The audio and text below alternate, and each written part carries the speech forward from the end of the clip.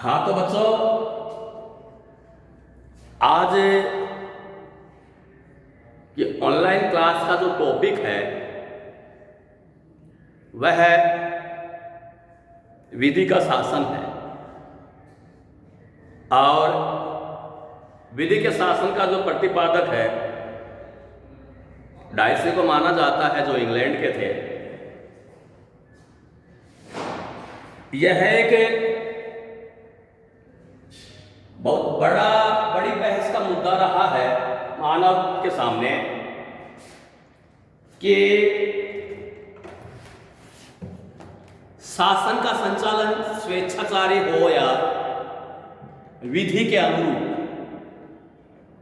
तो आधुनिक जो विश्व है इसमें शासन को दो भागों में विभाजित किया जाता है, स्वेच्छाचारी एवं अधिनायकवादी शासन तथा लोकतंत्रात्मक एवं संवैधानिक शासन।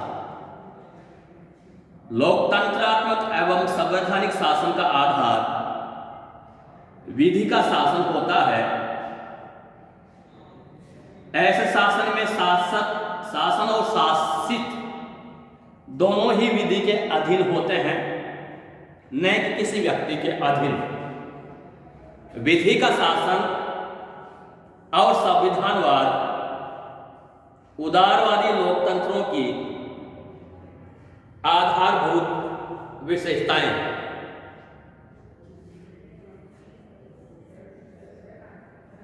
विधि के शासन की सर्वश्रेष्ठ व्याख्या डायसी ने अपनी पुस्तक द लॉ ऑफ कॉन्स्टिट्यूशन में की है। और डायसी ने विधि की व्याख्या तीन हिसाब से की है। पहले उसने बताया कि विधि कोई भी व्यक्ति कानून से ऊपर नहीं, बिना अपराध के दंड नहीं दिया जा सकता। तीसरा है कि संविधान के सामान्य सिद्धांत न्यायिक निर्णयों के अनुरूप हैं। तो पहला जो सिद्धांत डायसी ने बताया है उसमें यह है कि कानून के समक्ष, कानून या विधि के समक्ष सब लोग समान हैं। राजा से लेकर रंक तक सब लोग समान हैं, चपरासी से लेकर राष्ट्रपति तक, यानी आम आदमी से लेकर सर्वोच्च जो आदमी होता है, विधि के सामने दोनों इक्वल है। दोनों में से किसी एक को कोई विशेषाधिकार नहीं है, दोनों के साथ समान व्यवहार किया जाएगा, एक को विशेष दर्जा नहीं दिया जा सकता। दूसरा, डायसी ने बताया कि बिना अपराध के दंड नहीं दिया जा सकता। यानी कहने का मतलब है कि किसी व्यक्ति को उपलब्ध कानून के उल्लंघन के आधार पर ही दंड दिया जा सकता है। जैसे मान लीजिए किसी व्यक्ति ने कोई आज क्राइम किया है, मगर उस अपराध के लिए विधि मौन है, और हो सकता है कि उस अपराध को रोकने के लिए कल कानून बना दिया जाए, तो परसों उस व्यक्ति को इस आधार से दंडित नहीं किया जा सकता है कि उसने विधि का उल्लंघन किया। यानी कहने का मतलब यह है कि जब तक किसी व्यक्ति ने उपलब्ध कानून का उल्लंघन नहीं किया हो तब तक उसको पनिशमेंट नहीं दिया जा सकता। यानी कहने का मतलब है कि बिना अपराध के दंड नहीं दिया जा सकता। अब तीसरा सिद्धांत है कि संविधान के सामान्य सिद्धांत न्यायिक निर्णयों के परिणाम। विधि के शासन की तीसरी शर्त यह है कि ब्रिटेन के संविधान के सामान्य सिद्धांत न्यायाधीशों के निर्णयों के परिणाम स्वरूप हैं, जो कि उनके सामने लगाए गए अभियोगों में सामान्य व्यक्तियों के अधिकारों का निरूपण करते हैं। दूसरे शब्दों में संविधान की व्याख्या अथवा अन्य किसी भी कानून मुद्दे पर न्यायाधीशों का निर्णय अंतिम और सर्वमान्य माना जाता है। इस संदर्भ में अगर देखा जाए तो पहला अर्थ देश में पूर्ण कानूनी समानता स्थापित करता है। दूसरा अर्थ नागरिकों की व्यक्तिगत स्वतंत्रताओं की रक्षा करता है। यह कार्यपालिका को स्वेच्छाचारी बनने से रोकता है। तीसरा यह है कि इस बात का संकेत करता है कि भारत और अमेरिका के विपरीत ग्रेट ब्रिटेन में संविधान नागरिकों को मूल अधिकारों की लिखित गारंटी नहीं देता। फिर भी इंग्लैंड में नागरिकों को अधिकतम स्वतंत्रता प्राप्त है। इसका श्रेय उस देश के न्यायिक निर्णयों को जाता है। न्यायालयों के महत्वपूर्ण निर्णय संविधान के अंग बन जाते हैं। इस प्रकार संविधान नागरिकों के अधिकारों का स्रोत ना होकर परिणाम है। अब ये जो विधि की जो व्याख्या की है डायसी ने, अब अगर इसका विश्लेषण किया जाए, इसका एक्सप्लेनेशन किया जाए, तो उसकी कई हिसाब से आलोचना की जाती है। या हम देखें कि इसकी कुछ सीमाएं हैं, तो उन सीमाओं का अगर अध्ययन किया जाए, उनकी व्याख्या की जाए, तो 5-7 पॉइंट के हिसाब से की जा सकती है। सबसे पहली बात यह है कि अधिकारियों की विवेकात्मक शक्ति। विधि के शासन की व्याख्या करते हुए डायसी कहता है, विधि का शासन इस बात के विरुद्ध है कि अधिकारियों को शक्ति के व्यापक, स्वेच्छापूर्ण तथा विवेकगत प्रयोग का अधिकार प्राप्त हो। डायसी के इस कथन के अनुसार ब्रिटेन में विधि के शासन की व्यवस्था होने के कारण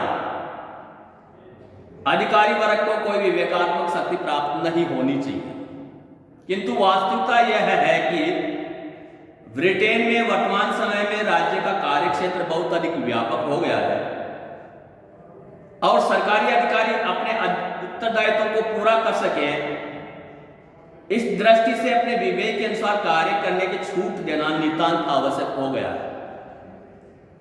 ब्रिटेन में भी प्रशासनिक अधिकारियों को विवेकात्मक शक्ति प्राप्त होने के कारण विधि के शासन की धारणा सीमित हो गई है। दूसरे हिसाब से हम देखते हैं कि लोक सेवा के जो अधिकारी हैं,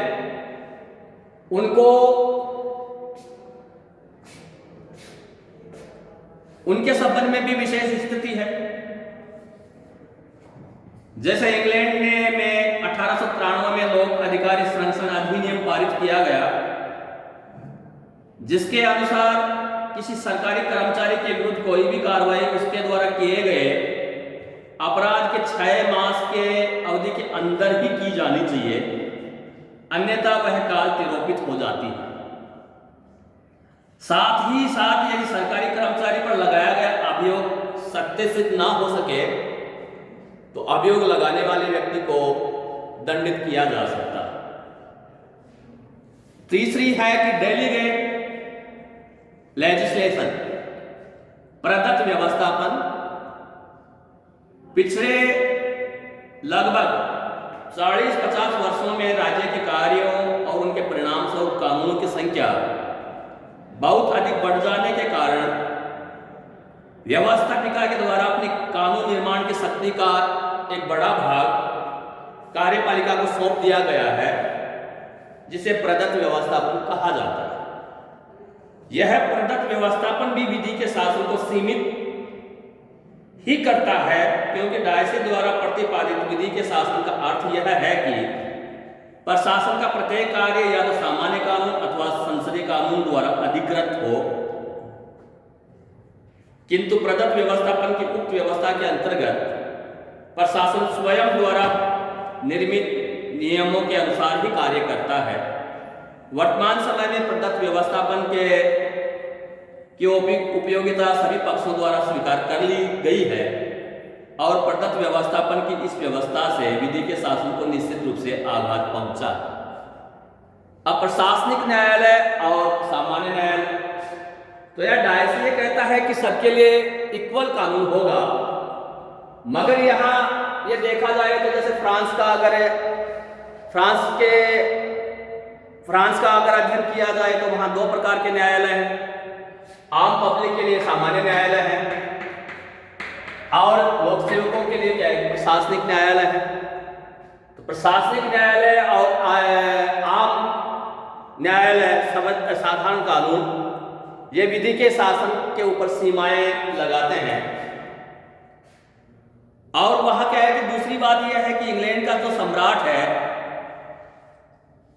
उसे भी कुछ विशेष अधिकार मिले हुए हैं। जो विधि के शासन का उल्लंघन है, इंग्लैंड के सम्राट के विरुद्ध किसी भी न्यायालय में मुकदमा नहीं चलाया जा सकता और उससे कभी भी किसी न्यायालय के सम्मुख पेश नहीं किया जा सकता।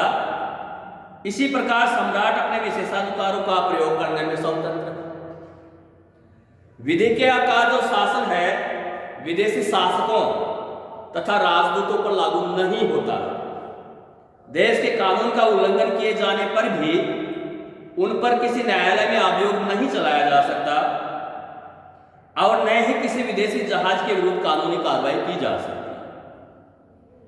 इंग्लैंड के गृह मंत्री को यह अधिकार दिया जाता है कि वह किसी भी विदेशी नागरिक को ब्रिटिश प्रजा का प्रमाण पत्र दे सकता है अथवा रद्द कर सकता है। अगला यह है कि सैनिक बल के सदस्यों पर सैनिक विधियों का नियंत्रण होता है और उनका अभियोग सैनिक न्यायालय में ही निर्णित होता है। वास्तव में आता है मूल्यांकन के हिसाब से कहा जा सकता है कि वास्तव में आज इंग्लैंड में उस रूप में विधि का शासन विद्यमान नहीं है जिस रूप में डाइसी के द्वारा उसका चित्रण किया गया है। आज इंग्लैंड में अनेक रूपों में इसका उल्लंघन किया जाता है और इंग्लैंड में बहुत अधिक सीमा तक प्रशासनिक न्याय का विकास हो रहा है। तो आज बच्चों ये जो डाइसी के द्वारा विधि की जो एक्सप्रेशन की गई है उसका थोड़ा इंट्रोडक्शन दिया गया है। कल आएंगे किसी और नए टॉपिक के साथ। धन्यवाद।